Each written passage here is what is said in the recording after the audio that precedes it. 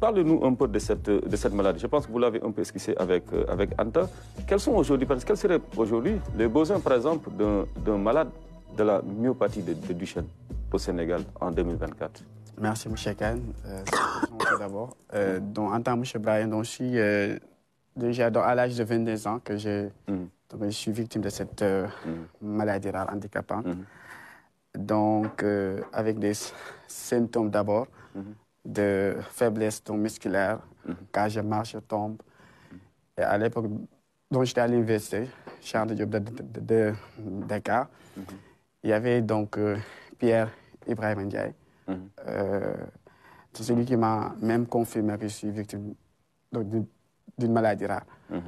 Mais à l'époque, donc c'était tellement compliqué d'abord avec la société, parce qu'en tant qu'invalide, à l'âge de 22 ans, maintenant on est en situation d'une maladie rare. Déjà, c'est très compliqué comment s'adopter. Alors, je pense que déjà, avec le problème de l'accessibilité, c'est une problématique.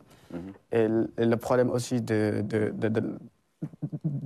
l'entourage, surtout la famille, parce que dès qu'on est dans une situation de cette maladie rare, les gens pensent qu'il est victime d'une rap comme ça.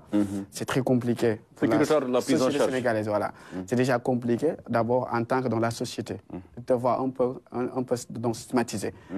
Alors, deuxième volet, c'est un aspect de scolarisation, parce que dès qu'on est en situation de cette maladie, est-ce que les lieux sont adoptés? Oui. C'est très compliqué, parce qu'il y a pas mal des enfants, ils s'arrêtent très rapide, ils s'arrêtent tôt pour leur études de scolarisation, comme primaire ou bien leur étude universitaire. Déjà pour accéder à leur salle effectivement, c'est très compliqué. À leur classe, c'est compliqué. Effectivement, c'est pour cela, d'abord, il faut que le lieu l'établissement soit adopté pour le handicap. Au niveau du centre, d'abord, il y a un centre qui est plus, effectivement, mais est-ce que ça prend toutes les pathologies? Parce que comme les maladies rares, c'est des handicaps très lourds. Ça demande prise en charge, et ensuite aussi, l'handicap, ça demande un méthode adopté, en fait. À quoi ça veut dire, on peut marcher, on peut tomber. C'est-à-dire, et le problème aussi, c'est le problème d'avoir un problème de respiratoire.